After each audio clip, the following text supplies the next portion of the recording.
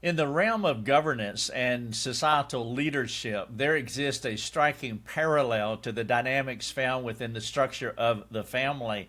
And I want to compare and contrast the government and the family in one particular way.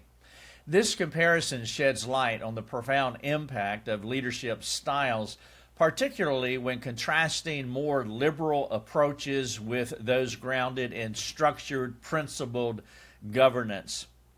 Drawing from this analogy, it's observed that a liberal approach can resemble the methodology of permissive parenting, where there is a notable reluctance or perhaps a fear to enforce limitations, to say no. The word no is a complete sentence, but sometimes in permissive government structures and also in the permissive family, we never say no, and of course what we end up with a spoiled society or a spoiled child. This hesitation to say no, it may stem from a desire to appease or a belief that acquiescence to every whim will curry favor, much like a parent who, out of a misguided sense of love or fear of confrontation, grants their child every request in hopes of affection or perhaps obedience. However, this comparison invites us to consider the wisdom imparted by common sense and reinforced by biblical principles regarding love, discipline, and leadership. Scripture and experience alike teach us that true love often requires us to do and say difficult things for the betterment of those we care for. In Proverbs 13:24 it states, "Whoever spares the rod hates his son, and he who loves him is diligent to discipline him." This proverb underscores the notion that discipline and structure are not only acts of love, but essential for growth and development. Just as children find security and feel loved within the boundaries set by their parents, citizens thrive when leaders provide clear guidelines and parameters that encourage responsibility, accountability, and the common good.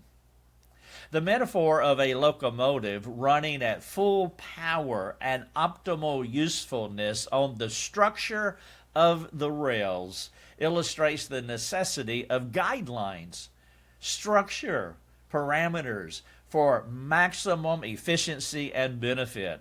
Without the rails, symbolizing structure and parameters, a locomotive's power becomes a destructive force rather than a means of progress.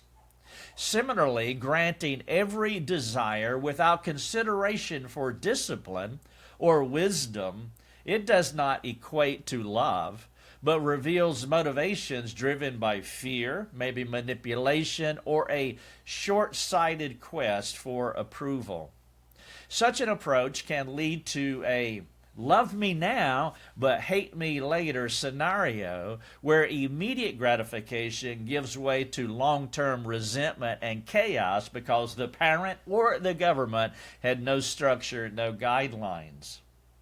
The biblical perspective teaches us that God-centered love involves sacrifice, wisdom, and sometimes the courage to impose limits for the greater good.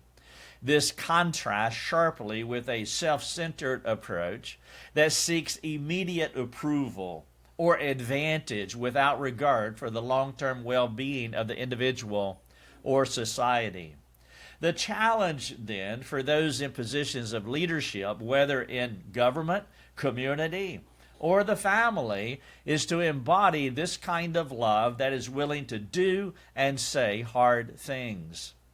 This involves setting parameters, providing structure, and guiding with wisdom, all rooted in a desire for the true flourishing of those that they lead. In essence, leadership that mirrors the biblical understanding of love and discipline promises not only the stability and progress of society, but it also cultivates a culture of respect, responsibility, and mutual care. As we navigate the tensions between immediate gratification and long-term well-being, let us remember that true love, both in governance and in personal relationships, often requires the courage to set limits, guide with wisdom, and act with the common good at heart.